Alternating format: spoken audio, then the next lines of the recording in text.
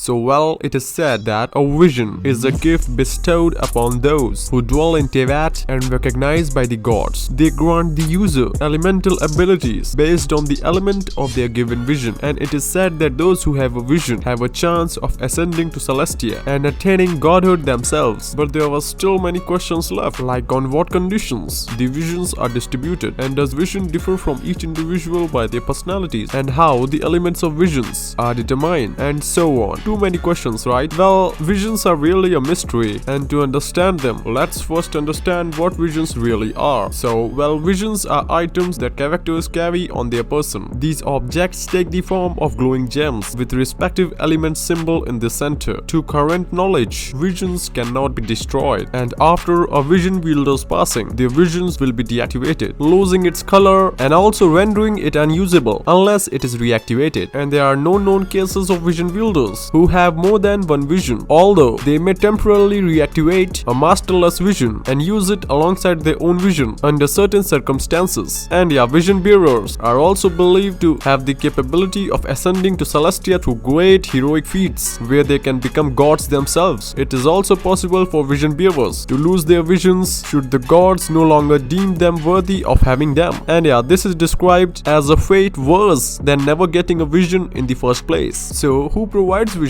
Well, before the 2.1 update, the two most common theories about visions were that it was granted by the region's Archon or the Elements God. So some thought that Venti and Zhongli granted all the visions in their regions, and others thought Venti and Zhongli only granted vision for the element of which they are Archon of, like Venti only granting Anemo vision and Zhongli the Geo one. And Zhongli considered visions as a form of contract. He thinks they grant elemental powers at a price. But the most noticing thing about vision is that there haven't been any new electro visions granted since the last 1 year in the whole Tevat. The Sakoku and the Vision Hunt decree were also enacted around the same time, so it was thought that electro visions had something to do with the Electro Archon. But if you reach level 4 friendship with Raiden, then you can unlock her voice lines about visions in which she says something no one was expecting. Really?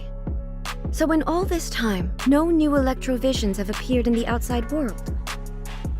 Well, what I can say on this topic is subject to certain constraints, but it is not by my will that visions are granted or denied. So Raiden's dialogue points to the fact that none of the Archons can grant or deny visions. But yeah, she also says that there is another side to it too. So what could the other side be? Since the Archon are not involved in granting visions, then the only logical answer remains to this is Celestia. It can be possible that Celestia monitors the people of Tevat, and when people have strong ambitions, then the gods of Celestia provide people with the element. But the main question is, how are these visions possibly distributed? Well, every element represents different meaning. Like if I explain, then Anemo represents dedication. Well, those who got the Anemo vision has a serious wanting to give their time and energy to something because they feel it is important. Like Jin's dedication to protect Mondstadt, Xiao's dedication to protect Liyue, Sakuro's dedication for learning alchemy, and Venti's dedication to protect the people of Mondstadt and allow them to be free. Jia represents stubborn and smart. Well, now this vision is given to only those people who are very good at learning or thinking about things, or they don't want to do what other people want them to do, like Ningguang smart with Liyue's economy, Noel's stubbornness and lack in preservation, Albedo smart in alchemy and his own self being a ticking time bomb, and Zhongli is smart to let the people of Liyue handle themselves. Electro represents uniqueness, and it is only given to those people who have the quality of being the only one of their kind, like Kaching being Spectic in a land of the Geodaddy,